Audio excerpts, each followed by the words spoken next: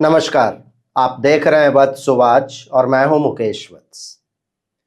Friends, 29 मई को राहु एवं केतु दोनों का राशि परिवर्तन हो जाएगा और 2026 के अंत तक, दिसंबर तक राहु और केतु इसी राशि में रहेंगे। राहु कुंभ में और केतु सिंह में।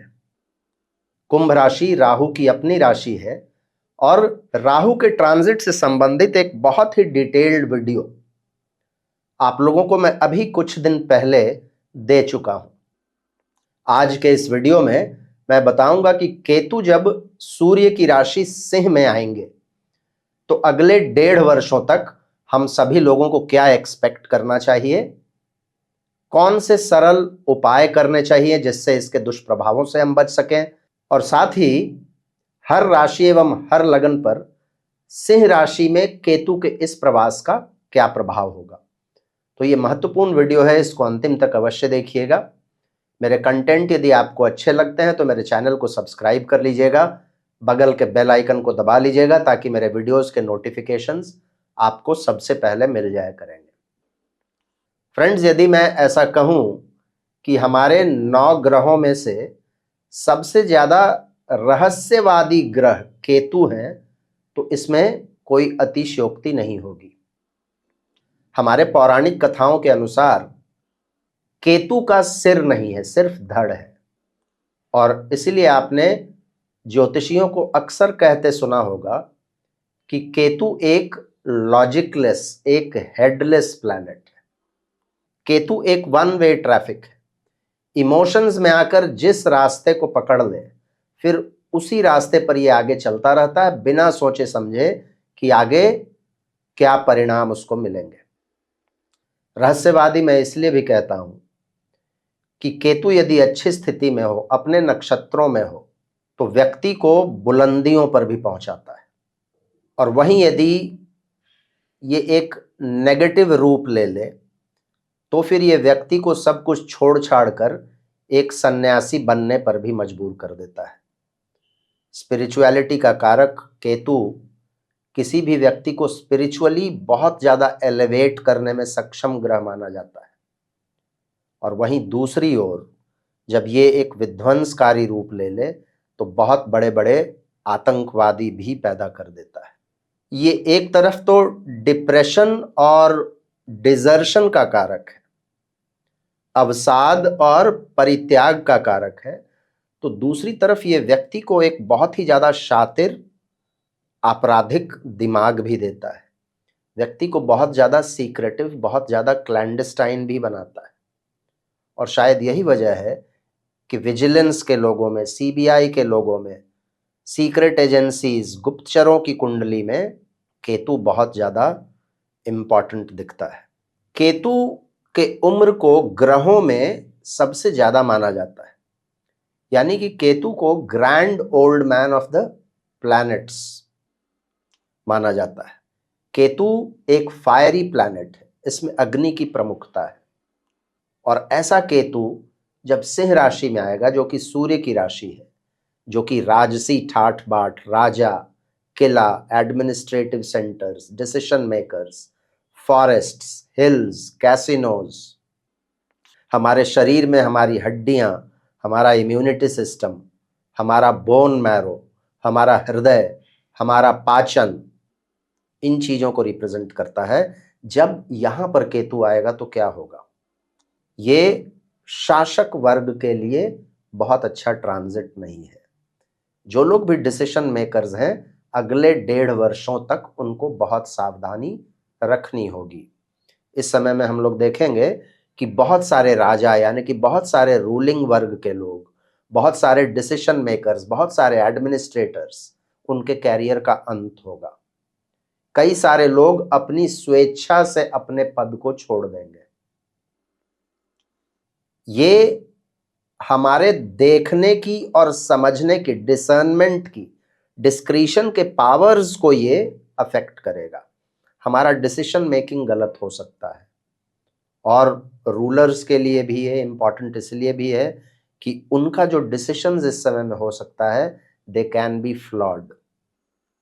और गुरु भी अभी जिस स्थिति में है, अतिचारी स्थिति में है, जो एडवाइजर्स हैं किंग्स के, वो खुद उनका जो एक विवेक है वो अफेक्टेड हो जाएगा। तो रूलिंग क्लास को बहुत ज्यादा इस समय में सावधान रहने की आवश्यकता है। केतु एक फायरी प्लैनेट है और सिंह राशि खुद एक फायरी राशि है। जब केतु यहां पर आएंगे तो क्या होगा? अग्निकांड बढ़ेंगे, गर्मियां बहुत ज्यादा बढ़ेंगी। अगले 1.5 वर्षों में गर्मी बहुत ज्यादा बढ़ सकता है, जंगलों में आग लग सकता है, शहरों में, बिल्डिंगों में, घरों में आग लग सकता है। अग्निशमन विभाग बहुत ज्यादा एक्टिव रहेगा। जब आग लगेगा तो ऑब्वियसली ये एक्टिव रहेंगे। वन्य जीवों को दिक्कतें आएंगी। फॉरेस्ट्स को सिंह राशि रिप्रेजेंट करता है। वहां जब आग लगेंगे या वहां जब परेशानियां आएंगी तो वन्य जीवों को परेशानी होगी। केतु क्या है? केतु माइक्रो ऑर्गेनिजम्स है। और सिंह राशि क्या है? हमारा पेट, हमारा डाइजेशन, हमारा हार्ट। सूर्य की राशि है इसलिए हमारा बोन मैरोज। सूर्य एक लुमिनरी है इसलिए हमारे देखने की शक्ति, हमारी रोशनी, ये सभी चीजें अफेक्ट होंगी जब केतु सिंह राशि में आएंगे। हृदय के रोग बढ़ सकते हैं, डाइजेशन में प्रॉब्लम्स हो सकते हैं, माइक्रो ऑर्गेनिजम्स हमारे शरीर को अफेक्ट करेंगे, हमारे बोन मैरोज अफेक्टेड हो सकते हैं, हड्डियों में परेशानियां हो सकती हैं। मैंने पहले ही कहा कि चीज़ों को देखने का तरीका, चीज़ों को इंटरप्रेट करने का तरीका फ्लॉड हो सकता है, गलत हो सकता है। टेररिस्ट इंसिडेंट्स लीडर्स पर हो सकते हैं, गवर्नमेंट बिल्डिंग्स और इंपॉर्टेंट संस्थानों में, आर्मी सेंटर्स में, मिनिस्ट्रीज में, ये सब जगहों पर हो सकती हैं। और टेररिस्ट इवेंट्स के अलावे भी इन जगहों पर परेशानियां हो सकती हैं। रेमेडीज क्या करना चाहिए? फ्रेंड्स, केतु के लिए सबसे अच्छा रेमेडी है भगवान गणेश की उपासना। केतु का सिर नहीं है और केतु को टेल ऑफ द ड्रैगन कहा जाता है। वैसे देवताओं की पूजा जिनका नेचुरल सिर ना हो या फिर वैसे देवता जिनकी पूंछ हो, तो उसमें हनुमान जी भी आते हैं। तो भगवान गणेश और हनुमान जी की पूजा ये बहुत अच्छा काम करती है केतु के नेगेटिव एनर्जी को शांत करने के लिए। केतु स्पिरिचुअलिटी के कारक हैं। आपके दिमाग को ये गलत डायरेक्शन देने में सक्षम है। थोड़ा स्पिरिचुअल रहेंगे, मेडिटेशन करेंगे, मन को शांत रखेंगे तो ये बहुत बढ़िया रेमेडी है। केतु के लिए एक और बहुत अच्छा रेमेडी है स्ट्रीट डॉग्स को फीड करना। जो कुत्ते हैं जो सड़कों पर घूमते हैं, जिनका कोई आसरा नहीं है, जिनको कोई देखने वाला नहीं है, वैसे कुत्तों की यदि आप सेवा करते हैं तो ये बहुत अच्छा है। मैंने कहा वन्य जीवों को दिक्कतें आएंगी। यदि आप ऐसे ऑर्गेनाइजेशंस को हेल्प करते हैं जो वन्य जीवों के लिए काम करते हैं, पर्यावरण की रक्षा के लिए काम करते हैं, तो ये भी बहुत अच्छा रेमेडी है। इन सरल उपायों को आप करेंगे तो केतु के दुष्प्रभावों से बचे रहेंगे। अब हम लोग एक एक करके ये देखते हैं कि हर राशि एवं हर लग्न वालों के लिए केतु के सिंह राशि में आने का क्या प्रभाव पड़ेगा। सबसे पहले एरीज यानी कि मेष राशि या लग्न वालों के लिए केतु का ट्रांजिट आप लोगों के 5th हाउस से हो रहा है। फ्रेंड्स, आप लोगों के लिए राहु 11th में है जो बड़ी अच्छी स्थिति है, केतु 5th में है। 5th हाउस के केतु मिक्स्ड रिजल्ट्स देने के लिए जाने जाते हैं। 5th हाउस स्पिरिचुअलिटी का हाउस है। केतु भी एक स्पिरिचुअल प्लैनेट है, उस हिसाब से ये अच्छा है। लेकिन 5th हाउस से संबंधित चीजों से केतु एक विरक्ति देंगे, विरक्ति के कारक है केतु। तो स्टूडेंट्स को बहुत ज्यादा सावधानी इस समय में रखनी होती है, नहीं तो फिर क्या होता है, 5th हाउस के केतु यदि आपको प्रभावित कर देते हैं तो फिर शिक्षा से मोह भंग होने लगता है, शिक्षा से डिटैच होना शुरू हो जाते हैं, मेहनत में कमी आ जाती है और इसलिए परफॉर्मेंस खराब हो जाता है। हालांकि शास्त्रों में केतु को ज्ञान कारक भी कहा गया है। तो आप यदि फोकस्ड रहते हैं तो केतु जब 5th में रहेंगे, आप थोड़ा सा अपने आप को अप्लाई करेंगे और फोकस्ड रहेंगे तो ये आपको अच्छे रिजल्ट्स भी देता है। खास करके आपके फंक्शनल स्किल्स को 5th हाउस का केतु बहुत धारदार बना सकता है। तो इसीलिए ये आपके फ्री विल, आपके चॉइस पर निर्भर करता है कि 5th हाउस के केतु का बुरा प्रभाव आप लेते हैं या फिर अच्छा प्रभाव लेते हैं। 5th हाउस के केतु के कुछ साइड इफेक्ट्स हो सकते हैं। आपके पेट में अल्सर्स वगैरह की परेशानी हो सकती है, पाचन संबंधित कुछ परेशानियां हो सकती है, आपके त्वचा में, आपके स्किन पर इरप्शंस हो सकते हैं, फोड़े फुंसी हो सकते हैं, और इसके वजह से आपके अपीयरेंस में थोड़ी दिक्कतें आ सकती हैं। आपके बच्चों को इस समय में थोड़ा कष्ट हो सकता है। आपकी पत्नी को गर्भाशय में कुछ परेशानियां हो सकती है। इन चीजों का ध्यान रखना चाहिए। स्पेकुलेशन वगैरह के काम में जो हैं, 11th का राहु आपको चाहेगा स्पेकुलेशन में खींचना, लेकिन 5th हाउस के केतु उस चीज को सपोर्ट नहीं करते। तो आप यदि स्पेकुलेशन के फील्ड में हैं तो सावधानी थोड़ी सी बढ़ानी पड़ेगी। और मैं तो कहूँगा जनरल लोगों के लिए जो स्पेकुलेशन के फील्ड में नहीं है, अगले 1.5 वर्षों में कोई बड़ा रिस्क वगैरह लेने वाला काम तो बिल्कुल मत कीजिए। 5th हाउस में केतु हैं तो थोड़ा मंत्र चांटिंग कीजिए, साधना वगैरह कीजिए। मेष वालों को अपने सूर्य को स्ट्रांग करना चाहिए, तो फिर 5th का केतु ज़्यादा परेशान नहीं करेगा। और वीडियो के शुरुआत में कुछ मैंने जो आपको सिंपल रेमेडीज दिए हैं उनको आप करते रहेंगे तो बिल्कुल ठीक रहेंगे। वृषभ यानी कि टॉरस वालों के लिए केतु का ट्रांजिट आप लोगों के 4th हाउस से हो रहा है। फ्रेंड्स, आप लोगों के 10th हाउस में राहु है जो एक बहुत अच्छी स्थिति है राहु के लिए, और 4th में केतु है। अब इसके बाद जितने भी ग्रहण लगेंगे आपके 4 और 10 के एक्सिस में लगेंगे। केंद्र भावों में जब राहु केतु आते हैं तो इसको एक बहुत कार्मिक ट्रांजिट माना जाता है। कर्मों के हिसाब देने का ये समय होता है।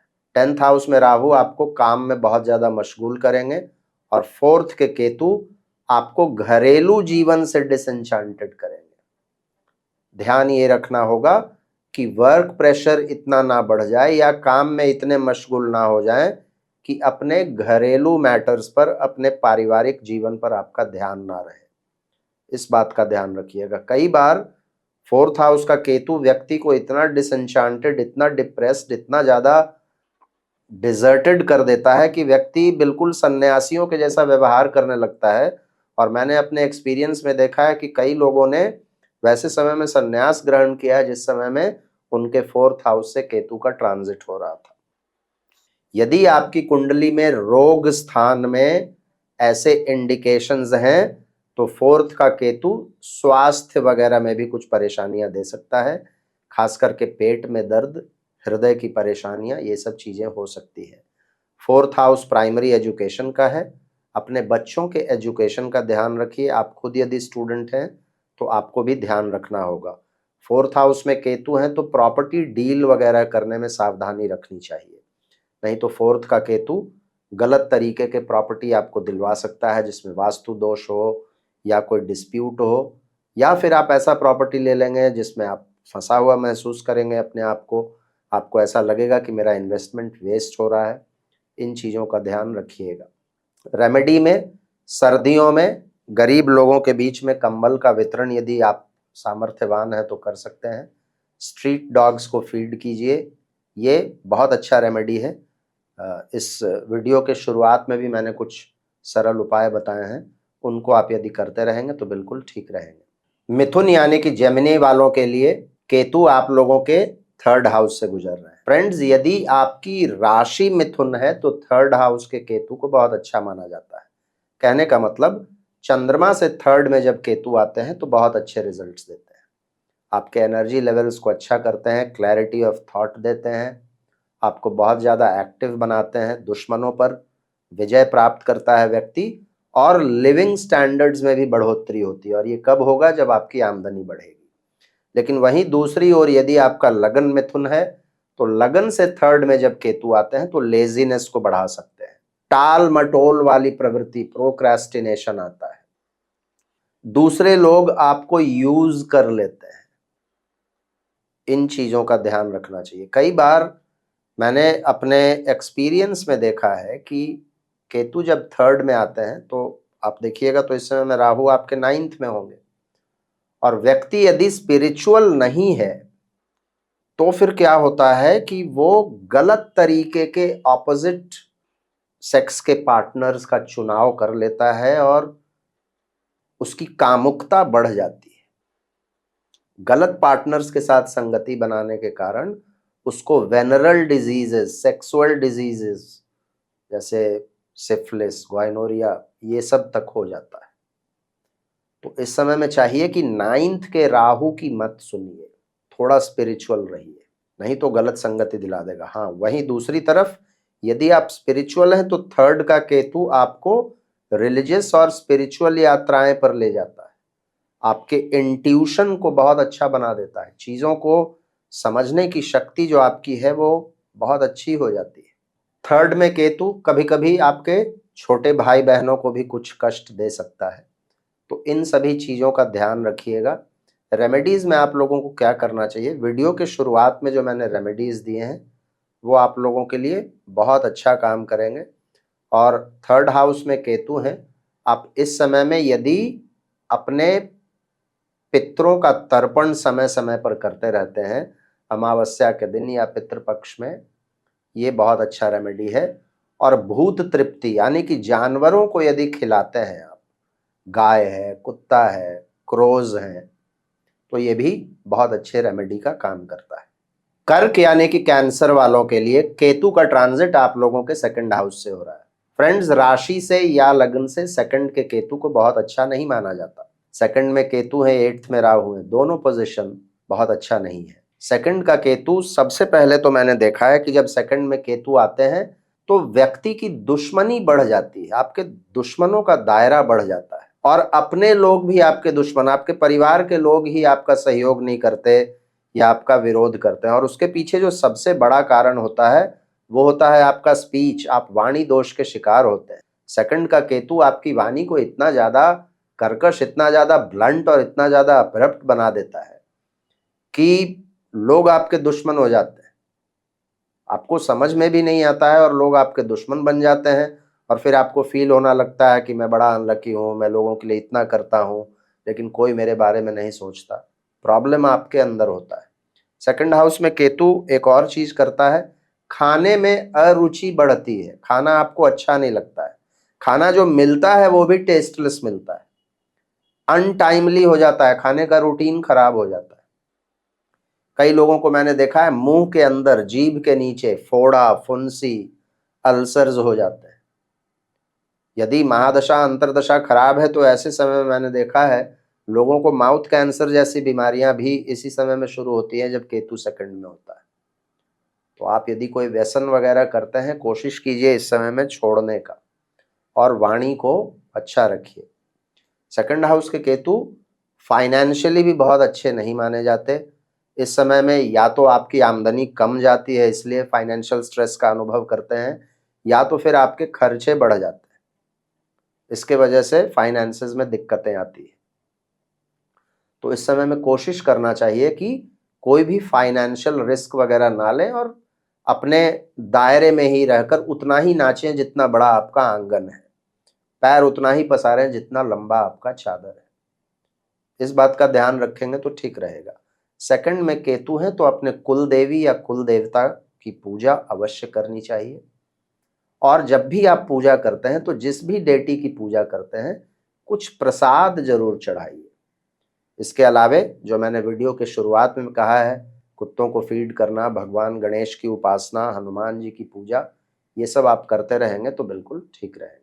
सिंह राशि यानी कि लियो वालों के लिए केतु बिल्कुल आपके 1st हाउस से गुजर रहे हैं। फ्रेंड्स, यदि आपका सिंह राशि या सिंह लग्न है तो ये बहुत कार्मिक ट्रांजिट हो जाता है। केतु आपके लग्न, आपकी राशि में है, अगले 1.5 वर्षों तक जितने भी ग्रहण लगेंगे वो आपके 1st और 7th एक्सिस में लगेंगे। और ऐसे में खास करके जिस समय में ग्रहण लगेंगे वो अपने कर्मों के हिसाब देने का समय होता है, उस समय में बहुत सावधानी रखनी चाहिए। लग्न या राशि से जब केतु गुजरे तो व्यक्ति अकारण परेशान रहता है, मेंटल वरीज और एंजाइटीज बढ़ जाते हैं। और खास करके यदि आपका राशि सिंह है, इसका मतलब है कि आपके चंद्रमा के ऊपर से केतु गुजर रहे हैं। मैंने एक पूरा प्लेलिस्ट बना रखा है अपने चैनल पर कि केतु आपके किस नेटल प्लैनेट के ऊपर से गुजरते हैं तो आपको क्या प्रभाव मिलते हैं। तो इस वीडियो के अलावे मैं चाहूंगा कि उस प्लेलिस्ट में जाकर आप उन वीडियोस को देखिए, खास करके केतु आपके किसी प्लैनेट पर से गुजर रहे हैं तो और ज्यादा क्लैरिटी आपको मिलेगी। अब केतु जब चंद्रमा के ऊपर से गुजरेंगे तो क्या होगा, सबसे पहले तो माता जी को परेशानी होगी। इसके अलावे किसी भी काम में आपका मन नहीं लगेगा। जिन लोगों को भी मेंटल हेल्थ की परेशानी है, जिन लोगों को भी डिप्रेशन वगैरह का पहले हिस्ट्री रहा है, इस समय में ज़्यादा सावधान रहना होगा, नहीं तो मूड स्विंग्स, डिप्रेशन इस समय भी आ सकते हैं। कोई भी परेशानी हो तो अपने डॉक्टर के पास अवश्य जाइए। लग्न या राशि से जब केतु गुजरते हैं, खास करके यदि आपका लग्न सिंह है, तो इम्यूनिटी थोड़ी सी वीक हो जाती है। आप देखिएगा स्मॉल पॉक्स, वायरल फीवर या और भी इम्यूनिटी जब कमज़ोर होगा तो और भी परेशानियां हो सकती है। डाइजेशन का इश्यूज, हड्डियों में परेशानी, सिर में दर्द, चेहरा में प्रॉब्लम, ये सब चीज़ें होंगी। महिलाओं को इस समय में ये सावधानी रखनी चाहिए कि कुकिंग के समय में अग्नि से भय हो सकता है, फायर एक्सीडेंट्स हो सकते हैं, इसका ध्यान रखिएगा। लग्न राशि से जब केतु गुजर रहे हैं तो गुस्सा भी दे सकते हैं, इसका भी ध्यान रखना चाहिए। मन को जितना शांत रखेंगे अच्छा रहेगा। पॉजिटिव ये है कि लग्न राशि से जब केतु जा रहे हैं तो भगवान के प्रति आपका जो आस्था है, स्पिरिचुअलिटी के प्रति जो आपका इंटरेस्ट है, धर्म में आपकी जो रुचि है, ये सब बढ़ेगी और यही सबसे बड़ा रेमेडी भी है।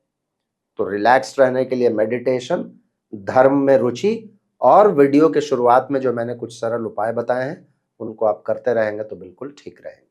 कन्या यानी कि वर्गो वालों के लिए केतु का ये ट्रांजिट आप लोगों के 12th हाउस से हो रहा है। फ्रेंड्स, आप लोगों के लिए एक चीज अच्छा है कि केतु आपकी राशि आपके लगन से अब मूव कर जाएंगे और 12th में जाएंगे। 12th हाउस का केतु को मिक्स्ड रिजल्ट्स देने के लिए जाना जाता है। आध्यात्म के लिए, स्पिरिचुअलिटी के लिए, एकांतवास के लिए, आत्मबोध के लिए, इन चीजों के लिए तो बहुत अच्छा है। लेकिन भौतिक चीजों के लिए, मटीरियलिज्म के लिए ये केतु अच्छे नहीं है। 12th के केतु सबसे पहले तो डिसीजन लेने में आपको दिक्कतें होती हैं, थोड़ा सा कंफ्यूजन रहता है, इनडिसिसिवनेस का माहौल रहता है, नंबर 1। नंबर 2, फाइनेंशियल बैलेंस आपका ये खराब कर सकते हैं, आपके खर्चों को बढ़ा सकते हैं ये, और अनावश्यक चीजों में खर्चे हो जाएंगे। 12th के केतु हैं तो अपने हेल्थ का और अपने परिवारजनों के हेल्थ का ध्यान रखिएगा। खर्चों में ये भी आता है, किसी का हेल्थ खराब हो जाएगा, खर्चे हो जाएंगे, उससे भी फाइनेंशियल बैलेंस आपका खराब हो सकता है। आप 12th हाउस को देखिएगा तो 7th से 6 है, 7वें भाव से 6ठा भाव है 12th भाव। तो आपको अपने स्पाउस के साथ भी ये मनमुटाव क्रिएट करवा सकता है। जिन लोगों की अभी शादी वगैरह होने जा रही है, उन लोग देखिएगा शादी में अंतिम मोमेंट में कुछ अड़चन वगैरह खड़ा हो सकता है, तो इन चीज़ों का ध्यान रखिएगा। बाकी जैसा मैंने पहले कहा, 12th का केतु स्पिरिचुअल रहने के लिए बड़ा अच्छा है, आध्यात्म के लिए बड़ा अच्छा है। इस समय में आप देखिएगा आध्यात्मिक यात्राएं, कोई ऐसा जगह जहाँ पर एकांतवास मिले, किसी गुरु का आश्रम, ऐसे जगहों के प्रति आपकी रुचि बढ़ेगी। वैसे स्थानों में रुचि बढ़ेगी जो मंदिर किसी ऊंचे स्थान पर स्थित है, ऐसे जगहों पर जाएंगे। 12th में केतु हैं तो नींद वगैरह की समस्याएं कुछ लोगों को आ सकती हैं, तो जितना रिलैक्स रहेंगे अच्छा रहेगा। वीडियो के शुरुआत में मैंने कुछ बहुत सरल उपाय बताए हैं, उन उपायों को यदि आप करते रहेंगे तो बिल्कुल ठीक रहेंगे। तुला यानी कि लिब्रा वालों के लिए केतु का ट्रांजिट आप लोगों के 11th हाउस से हो रहा है। फ्रेंड्स, यदि आपका लग्न या आपकी राशि तुला है तो 11th का केतु को अच्छा माना जाता है, और विशेषकर यदि आपकी राशि तुला है तो चंद्रमा से 11th में केतु को बहुत बढ़िया समझा जाता है। 11th के केतु आपको वैसे ही प्रभाव देंगे जैसे 11th का राहु देता है। चीजों में सफलता, कमिटमेंट्स आपके बहुत अच्छे हो जाते हैं, आप जो बोलते हैं उसको आप पूरा करते हैं, और इसके वजह से समाज में आपकी स्वीकार्यता भी बढ़ती है और आपका रेपुटेशन बहुत अच्छा होता है, लोग आप पर भरोसा करते हैं। इस समय में शुरू किया गया कोई भी उपक्रम, कोई भी प्रोजेक्ट में आपको सफलता मिलती है, लंबे समय तक वो चलता है। जॉब वगैरह में है तो प्रमोशन की संभावनाएं इस समय में बनती हैं। कुछ लोगों के लिए एक्स्ट्रा इनकम भी, कोई दूसरा सोर्स ऑफ इनकम भी खड़ा होता है। नेगेटिव्स में क्या है? नेगेटिव्स में यह है कि आपके बड़े भाई बहनों से या तो आपको कष्ट हो सकता है या फिर उनको कष्ट हो सकता है, जिसके वजह से आपको इन्वॉल्व होना पड़ेगा, आपको दिक्कतें आएंगी। मित्रों से इस समय में थोड़ी सी सावधानी रखनी चाहिए, और ये वो समय होता है जब आप अपनी मित्र मंडली में कुछ कटनी छटनी भी करेंगे। इस समय में आपका ध्यान इस पर जाएगा कि कौन सा मित्र लायक है, कौन नालायक है, किस नेटवर्क सर्कल में रहना चाहिए, किसको हमेशा के लिए छोड़ देना चाहिए। तो इस तरीके के कुछ डिसीशंस आप लेते हैं। इस समय में ऐसा भी हो सकता है कि कोई बहुत पुराना मित्र जिससे वर्षों से आपका कोई संपर्क नहीं रहा हो, वो सडनली आपके सामने आ जाता है, उससे मुलाकात हो जाती है। तो ये एक तरीके से अच्छा है। कुल मिलाकर ठीक है ट्रांजिट। यदि कुछ रेमेडीज करना चाहते हैं तो जो वीडियो के शुरुआत में मैंने बताए हैं उनको आप करेंगे तो बिल्कुल ठीक रहेंगे। वृश्चिक यानी कि स्कॉर्पियो वालों के लिए केतु आप लोगों के 10th हाउस में आ रहे हैं। फ्रेंड्स, आपका यदि वृश्चिक राशि या वृश्चिक लगन है तो ये ट्रांजिट आप लोगों के लिए एक बहुत ही कार्मिक ट्रांजिट है। केतु 10th में, राहु 4th में। अगले 1.5 वर्षों तक जितने भी ग्रहण लगेंगे आपके 4th और 10th एक्सिस में लगेंगे। विशेषकर जिस समय में ग्रहण लगेंगे उसके आसपास समय बहुत कार्मिक हो जाएगा, पुराने कर्मों के हिसाब देने का समय हो सकता है। 10th में केतु वैसे लोगों के लिए बहुत अच्छा है जो किसी धार्मिक या सामाजिक संगठनों में काम करते हैं। मैंने अपने एक्सपीरियंस में देखा है कि ऐसे लोगों को केतु के 10th में ट्रांजिट करने पर कोई ऊंचा पद मिल जाता है। जो भी सन्यासी हैं, साधु हैं या किसी रिलीजियस इंस्टीट्यूशन को मैनेज करने वाले लोग हैं, उनके लिए ये समय अच्छा हो जाता है। लेकिन हम लोग जैसे गृहस्थ लोगों के लिए 10th के केतु बहुत अच्छे नहीं होते। 10th में जब केतु आते हैं तो वर्क प्लेस पर काम के मामले में आपके जो निर्णय होते हैं वो गलत हो सकते हैं। काम से आपका डिसएंचेंटमेंट होता है, काम से एक विरक्ति का भाव आता है, काम में मन नहीं लगता है, टारगेट्स अचीव नहीं होते हैं, मन फ्रस्ट्रेटेड होता है। और ये फ्रस्ट्रेशन हम अपने कलीग्स के ऊपर, बॉसेस के ऊपर निकालते हैं, मामला और खराब होता है। और या तो फिर कुछ अलग अलग तरह की चीजें करनी शुरू कर देते हैं, बहुत तरह की चीजें करनी शुरू कर देते हैं, फेलियर्स मिलते हैं, कंफ्यूजन्स बढ़ता है, कॉन्फिडेंस नीचे जाता है। कई बार तो मैंने देखा है कि आमदनी ठीक ठाक आ रहा है फिर भी लोग डिसअपॉइंटेड रहते हैं, क्योंकि अपने वर्क से ये सेटिस्फाइड नहीं होते। केतु जब 10th में हो तो इमोशंस में आकर अपने काम को सडनली छोड़ना नहीं चाहिए। बिना कोई होमवर्क किए सडनली किसी दूसरे काम को एक्सेप्ट नहीं करना चाहिए। तीसरा चीज, समय समय पर अपने काम का मूल्यांकन करते रहना चाहिए। पहले यदि आप 6 महीने में एक बार पीछे मुड़कर देखते हैं और अपने काम का इवैल्यूएशन करते हैं तो हो सकता है इस समय में हर 15 दिन में, हर महीने में करना चाहिए। ये आवश्यक हो जाता है, क्योंकि 10th में जब केतु आते हैं तो आप कभी कभी बिल्कुल उल्टे डायरेक्शन में जाना शुरू कर देते हैं। So regular evaluation, regular audit is required. Remedies में क्या करना चाहिए? वीडियो के शुरुआत में मैंने कुछ बहुत सरल उपाय आप लोगों को बताए, उनको आप यदि करते रहिएगा तो 10th के केतु के दुष्प्रभावों से आप बचे रहिएगा। धनु यानी कि सैजिटेरियस वालों के लिए केतु का ट्रांजिट आपके 9th हाउस से हो रहा है। फ्रेंड्स, धर्म के भाव से केतु जब गुजरते हैं तो बहुत बुरा तो नहीं माना जाता है इसको, क्योंकि केतु को खुद शास्त्रों में ज्ञान कारक कहा गया है। केतु मोक्ष कारक भी है, इसलिए धर्म के भाव में एटलीस्ट स्पिरिचुअल मामलों में ये बुरे प्रभाव नहीं देते।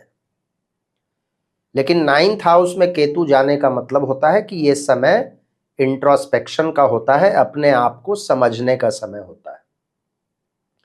दिक्कतें कहां कहां आ सकती हैं? 9th हाउस हमारे एडवाइजर्स का होता है, पिता का होता है, हमारे गुरुओं का होता है।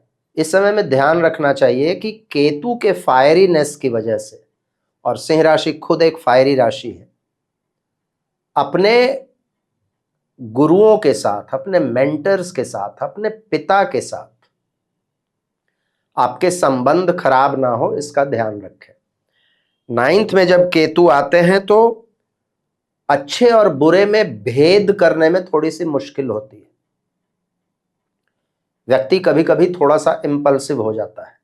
अब ऐसे में क्या होगा कि जो लोग भी उच्च शिक्षा से जुड़े हुए हैं उन लोगों को निर्णय लेने में कठिनाई आएगी।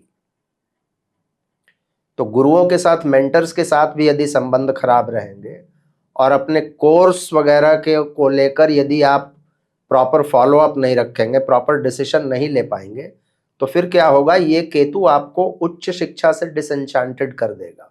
आप किसी साधना में है, कोई स्पिरिचुअल प्रैक्टिस वगैरह यदि फॉलो करते हैं तो उससे आपको ये डिगा सकता है, अलग कर सकता है।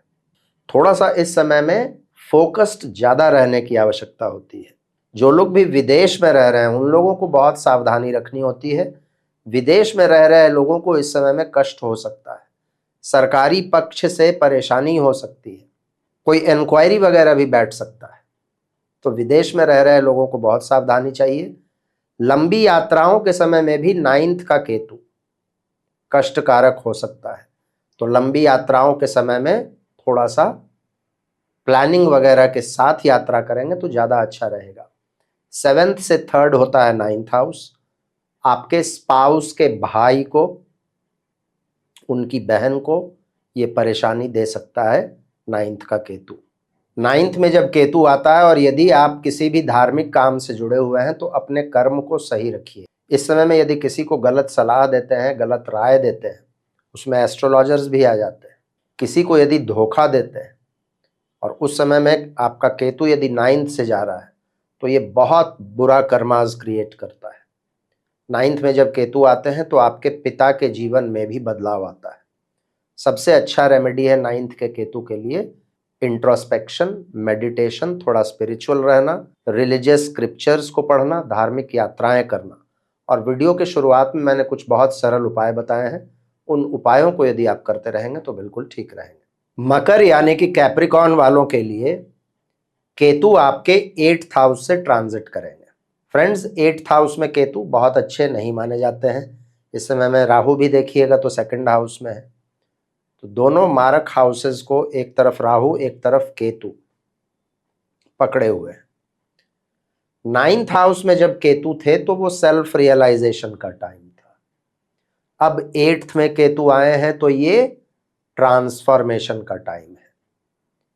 जो भी आत्मबोध आपको केतु के 9th में रहने के समय में हुआ था उसको अब धरातल पर उतारने का समय है। और ट्रांसफॉर्मेशन कैसे आएगा? अपने ऊपर काम करके आएगा। केतु का एक बहुत सिंपल फॉर्मूला है फ्रेंड्स, केतु जहां भी आते हैं उस जगह पर उस समय में फोकस करने की आवश्यकता होती है। तो 8th हाउस क्या है? आपका हेल्थ, आपके टैक्सेस, आपका विरासत, आपकी मंत्र साधना, आप यदि कोई भी गूढ़ विद्या वगैरह सीख रहे हैं तो आपकी शिक्षा, इन चीजों पर फोकस करने का समय है और इसमें जो भी कमियां हैं उसको ठीक करने का समय है। 2nd हाउस में बैठा हुआ राहु चाहेगा कि आप येन केन प्रकारेण किसी भी तरीके से कोई रिस्क लेकर पैसा कमाएं, लेकिन 8th में केतु बैठे हुए हैं, यदि वैसा करेंगे तो ये केतु फिर आपको दंडित करेंगे। 8th हाउस भी कहीं ना कहीं स्पेकुलेशन का भी है और फाइनेंसेस का भी है। तो उन चीजों से यदि दूर ही रहिएगा तो अच्छा रहिएगा। 8th हाउस में जब केतु आते हैं तो ये आपको कुछ सीक्रेटिव बना सकते हैं, इसका ध्यान रख लीजिएगा। 8th हाउस के केतु आपके ससुराल पक्ष के लोगों के लिए भी बहुत अच्छा नहीं है। हेल्थ में, आपके प्राइवेट पार्ट्स में इस समय में कोई इंजरी हो सकती है, इसका ध्यान रखना चाहिए। बाकी 8th का केतु उन लोगों के लिए अच्छा है जो लोग रिसर्च के फील्ड में हैं, साइकोलॉजिस्ट्स हैं, सीक्रेटिव फील्ड्स में काम करते हैं, उन लोगों के लिए ये ठीक है। सबसे अच्छा रेमेडी है स्पिरिचुअल रहना। और वीडियो के शुरुआत में जो मैंने कुछ सरल उपाय बताए हैं उनको आप करेंगे तो ठीक रहेंगे। कुंभ यानी कि एक्वेरियस के लिए केतु का ट्रांजिट आप लोगों के 7th हाउस से हो रहा है। फ्रेंड्स, 7th हाउस एक केंद्र हाउस है। यदि आपका कुंभ राशि या कुंभ लगन है तो 7th में केतु रहेंगे और आपके लग्न, आपकी राशि में राहु रहेंगे। 7th हाउस में केतु जब बैठते हैं तो चैलेंजेस कुछ लेकर आते हैं, स्पेशली आपके संबंधों में। स्पाउस के साथ मनमुटाव करवा सकते हैं, स्पाउस के तबीयत में कुछ खराबी ला सकते हैं। आपके स्पाउस यदि किसी कैरियर में है तो देखिएगा उनके कैरियर में उनको कुछ परेशानियां हो सकती हैं। किसी भी साझेदारी के व्यवसाय में 7th के केतु मिसअंडरस्टैंडिंग्स क्रिएट करवा सकते हैं। जो लोग भी व्यवसाय में हैं उनको किसी भी बड़े डील को साइन करने के पहले एक्सपर्ट्स वगैरह का राय लेकर करना चाहिए, क्योंकि 7th में जब केतु बैठेंगे तो 7th हाउस से संबंधित जो निर्णय है उस निर्णय में लॉजिक नहीं रह जाता, फिर आप दिमाग नहीं लगाते, इमोशंस में आकर, इम्पल्स में आकर काम यदि कर लीजिएगा तो खराब हो जाता है। 7th हाउस में जब केतु आते हैं तो परिवार में तो कुछ दिक्कतें आती ही है, क्योंकि मैंने कहा स्पाउस के साथ मनमुटाव हो सकता है। आपके सामाजिक रेपुटेशन में भी कमी आती है। 7th से जब केतु ट्रांजिट करते हैं और कुंडली में यदि इस तरीके के कंडीशंस हैं आपके, तो मैंने कुछ केसेस ऐसे देखे हैं कि ये कुछ ऐसे संबंध बना देता है आपका किसी ऑपोजिट सेक्स के साथ जो बहुत अच्छा नहीं है। और कई बार 7th में जब केतु आते हैं तो मजबूरी में ऐसे संबंधों को शादी में परिवर्तित करना पड़ता है, और नहीं तो फिर केस मुकदमा, लीगल परेशानियां ये सब होती है। तो इस समय में कोई भी आपका पहले से संबंध चला आ रहा है या इस समय में कोई रिलेशनशिप यदि डेवलप हो रहा है तो उस पर जरा सा जो ऑपोजिट पार्टनर है उसके चरित्र पर, उसके व्यक्तित्व पर, उसके बैकग्राउंड पर एक समेकित दृष्टि डालनी बहुत आवश्यक हो जाती है। 7th में केतु जब ट्रांजिट करते हैं तो कई बार वाटर रिलेटेड एक्सीडेंट्स भी होते हैं। तो इस समय में आप किसी वाटर बॉडी के ऊपर से ट्रैवल करते हैं या कहीं पिकनिक मनाने के लिए जाते हैं, तैरना वगैरह यदि नहीं आता है तो एक सेफ डिस्टेंस गहराइयों से रखिएगा, नहीं तो वो दिक्कत हो सकता है। 7th से जब केतु ट्रांजिट करते हैं तो ये व्यक्ति को कई बार अनावश्यक यात्राएं भी देता है। कई बार मैंने ऐसा भी देखा है 7th से केतु ट्रांजिट कर रहे हैं और उसी समय में यदि आपका विवाह वगैरह है या कोई मांगलिक कार्य होने जा रहा है तो लास्ट मोमेंट में कुछ बदलाव लाना पड़ता है उस कार्यक्रम में या विवाह में। रेमेडीज मैंने कुछ बहुत सरल बताए हैं पहले वीडियो के शुरुआत में। उन रेमेडीज को आप यदि करेंगे तो 7th के केतु आपको बहुत ज़्यादा परेशान नहीं करेंगे। मीन राशि या पाइसेस वालों के लिए केतु आप लोगों के 6th हाउस से ट्रांजिट करेंगे। फ्रेंड्स, 6th हाउस में केतु को अच्छा ही माना जाता है, खास करके यदि आपकी राशि मीन है तो मीन राशि वालों के लिए बाकी चीजें ठीक नहीं है। राहु 12th में है, शनि बिल्कुल लग्न में आपकी राशि पर है, लेकिन केतु कुछ हद तक अच्छी स्थिति में है। केतु जहां भी जाता है उस स्थान से संबंधित चीजों पर आपका फोकस चाहता है। तो 6th हाउस मतलब आपका स्वास्थ्य पर थोड़ा ध्यान रखना चाहिए, अपने लोन्स पर फोकस करना चाहिए, उसका ईएमआई वगैरह मिस ना हो, इसका ध्यान रखना चाहिए। किसी के साथ अनावश्यक दुश्मनी वगैरह क्रिएट नहीं करनी चाहिए। वैसे 6th हाउस का केतु विरोधाभासों से और विरोधियों से आपको मुक्ति दिलाता है, लोन वगैरह भरने में भी आपको मदद करता है। जैसा मैंने कहा 6th हाउस का केतु भी लगभग 6th हाउस के राहु जैसा ही अच्छा रिजल्ट्स देता है।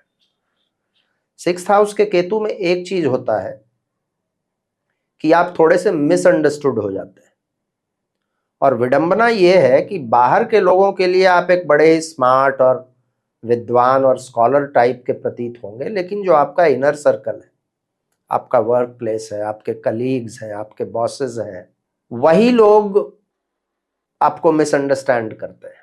बाहर के लोगों के लिए आप बड़े चमक दमक वाले और बड़े अच्छे हैं, लेकिन अंदर के लोगों के लिए आप उतने अच्छे नहीं दिखते। ये एक समस्या मैंने देखी है जब 6th हाउस से केतु ट्रांजिट करते हैं। तो 12th हाउस में बैठा हुआ राहु कुछ चैलेंजेस क्रिएट करेगा, ऑपोजिट सेक्स वगैरह के प्रति एक अनावश्यक आकर्षण वगैरह देगा, लेकिन 6th हाउस के केतु आपको रोकने का प्रयास करेंगे और आपके संस्कारों को ठीक रखने का प्रयास करेंगे। ये हो सकता है कि 6th में जब केतु आते हैं तो मामा पक्ष को कुछ परेशानी हो सकती है। आपने घर पर यदि कोई पेट्स, कोई पालतू जानवर पाल रखा है तो उन जानवरों को दिक्कत हो सकती है। 6th हाउस हमारा लोअर इंटेस्टाइन्स का भी है, डाइजेशन का भी है, तो वहाँ कुछ समस्याएं आ सकती है, लेकिन 6th का केतु उसका निदान भी आपको दिलाएगा। वीडियो के शुरुआत में मैंने कुछ बहुत सरल उपाय बताए हैं। उन उपायों को यदि आप करते रहेंगे तो 6th के केतु से संबंधित यदि कोई चैलेंजेस आते भी हैं तो उसको आप बहुत आराम से हैंडल कर पाएंगे। तो ये था फ्रेंड्स 12 राशि एवं लग्न वालों के लिए केतु का सिंह राशि में जब प्रवेश होगा 29 मई से, तो अगले 1.5 वर्षों तक क्या प्रभाव मिलेंगे और साथ ही क्या सरल उपाय करके इसके दुष्प्रभावों से हम बच सकते हैं।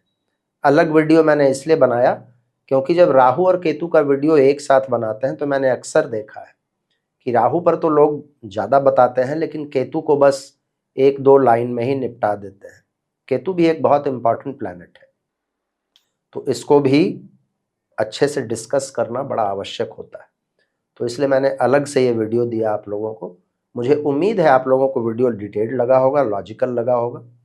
वीडियो यदि आपको पसंद आया हो तो इस वीडियो को लाइक अवश्य कीजिएगा और भी मित्रों के साथ इसको शेयर कीजिएगा।